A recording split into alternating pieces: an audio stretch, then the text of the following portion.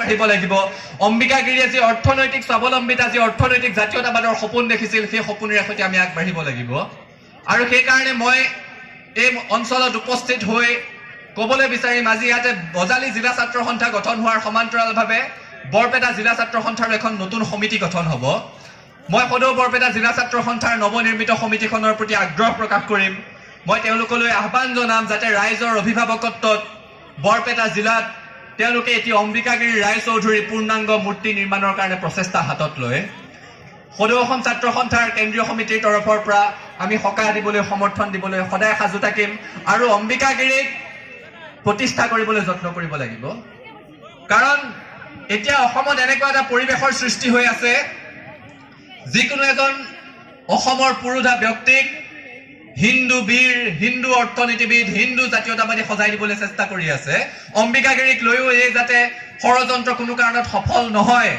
অম্বিকাগিৰিয়ে যি জাতীয়তাবাদৰ সপোন দেখিছিল সেয়া অসমীয়া ভৌগোলিক জাতীয়তাবাদৰ সপোন আছিল বৃহত্তৰ অসমীয়া সমাজখনক লৈ আগবঢ়াৰ সপোন আছিল তেওঁৰ সপোনক সাকাৰ কৰাৰ দায়িত্ব অসমৰ ৰাইজে ল'ব লাগিব আৰু বৰপেটাৰ উঠি অহা প্ৰজন্মই তাৰ নেতৃত্ব ল'ব লাগিব গতিকে মই সদৌ বৰপেটা জিলা ছাত্ৰ সন্থাৰ নতুন যিখন সমিতি হ'ব তেওঁলোকৰ প্ৰতি মোৰ এই অনুৰোধ থাকিব যাতে তেওঁলোকে এই ব্যৱস্থা হাতত লয় তাৰ সমান্তৰালভাৱে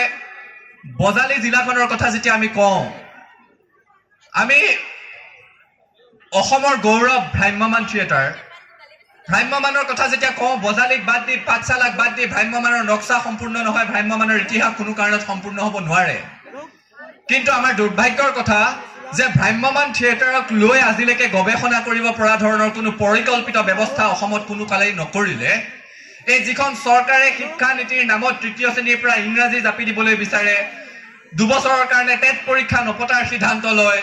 যিখন চৰকাৰে শিক্ষাৰ নামত বাহিৰৰ কিমান ইউপি বিহাৰৰ মানুহ আনি অসমত চাকৰি দিব পাৰি তেনেকুৱা চিন্তাৰে সৈতে পুষ্ট হৈ থাকে সেইখন চৰকাৰৰ শিক্ষামন্ত্ৰী আৰু অসম চৰকাৰৰ মুখ্যমন্ত্ৰীক আমি আহ্বান জনাইছো যে ভট্টদেৱ বিশ্ববিদ্যালয়ত ভ্ৰাম্যমান থিয়েটাৰৰ ওপৰত এটা গৱেষণা কেন্দ্ৰ আপোনালোকে নিৰ্মাণ কৰক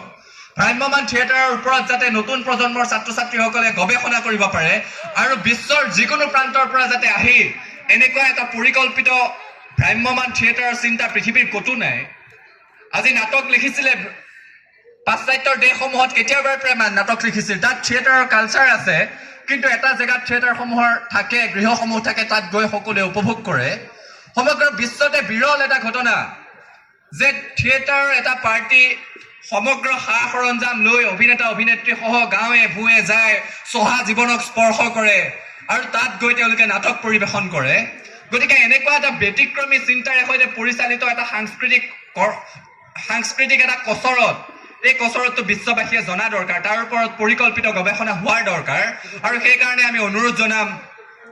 আমি চৰকাৰক দাবী জনাম যাতে ভ্ৰাম্যমান থিয়েটাৰৰ ওপৰত এটা গৱেষণা কেন্দ্ৰ ভট্টদেৱ বিশ্ববিদ্যালয়ত স্থাপন কৰা হয় আৰু ৰাইজ অম্বিকাগিৰিৰ কথা যেতিয়া কৈছো আমি আৰু এটা আন্দোলন সদৌ অসম ছাত্ৰ সন্থাই আৰম্ভ কৰিব বিচাৰিছো সেইটো হৈছে এটা পৰিকল্পিত অৰ্থনৈতিক আন্দোলন এই আন্দোলনটোৰ কথা সদৌ অসম ছাত্ৰ সন্থাই বহু সময়ৰ পৰা চিন্তা কৰি আছো চেগাচুৰুকাকে আৰম্ভও হৈছে কিন্তু যিটো গতিত যিটো পৰিসৰত আগবাঢ়িব লাগিছিল এতিয়ালৈকে আগবঢ়া নাই সেই পৰিকল্পিত অৰ্থনৈতিক আন্দোলনটোৰ চিন্তাৰে সৈতে আমি অসম উন্নতি সভা গঠন কৰিব বিচাৰিছো আৰু তাতো আমি এই অঞ্চলৰ ৰাইজৰ সহায় সহযোগিতা অভিভাৱকত্ব বিচাৰিছো কাৰণ যেতিয়া নিৰ্বাচন আহে আমি দেখো ৰাজনৈতিক দলসমূহে প্ৰতিশ্ৰুতি দিয়ে 23 লাখ নিবনুৱা সংস্থাপন দিম 24 লাখ নিবনুৱা সংস্থাপন দিম 26 লাখ নিবনুৱা সংস্থাপন দিম কিন্তু যেতিয়া নিৰ্বাচনটো হৈ যায় তাৰ পিছত বিধানসভাৰ মজিয়াত ঢাক ঢোল বজাই কয় যে গণি গণি 1 লাখ নিবনুৱাক চাকৰি দিম আৰু আমি তাতে বাহ মুখ্যমন্ত্ৰী বাহ বুলি কওঁ আমি শুনিবলৈ সাহস নকৰো যে আপোনালোকে যে 1 লাখ নিবনুৱাক চাকৰি দিম বুলি ক'লে বাকি 25 লাখ নিবনুৱাৰ কি হ'ব আৰু আপোনালোকে 1 লাখ নিবনুৱাক চাকৰি দি শেষ কৰালৈকে আৰু বহু হাজাৰ হাজাৰ ছাত্ৰ ছাত্ৰীয়ে গ্ৰেজুৱেশ্যন কমপ্লিট কৰিব মাষ্টাৰ ডিগ্ৰী কমপ্লিট কৰিব আৰু বহু হাজাৰ হাজাৰ নিবনুৱাৰ সৃষ্টি হ'ব তেওঁলোকৰ কি হ'ব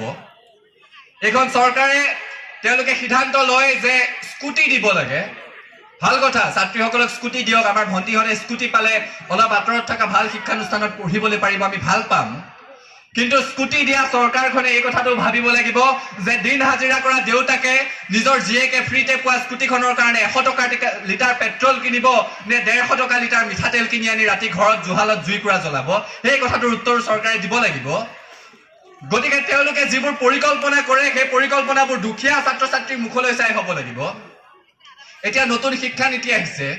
নতুন শিক্ষা নীতি অহাৰ লগে লগে নতুন শিক্ষা নীতিত আৰ্ট সায়েন্স কমাৰ্চ এইবোৰ ট্ৰেডিশনেল বেৰিয়াৰ নোহোৱা কৰি শিক্ষা ব্যৱস্থাক আগবঢ়াবলৈ বিচাৰিছে আৰু শিক্ষা ব্যৱস্থাটোক এই ধৰণে আগবঢ়াই লৈ যাওঁতে জীৱন আৰু জীৱিকাৰ বহু পৰম্পৰাগত পথ মুকলি বন্ধ হ'ব আৰু নতুন নতুন জীৱিকাৰ বহুত সন্ধান ওলাব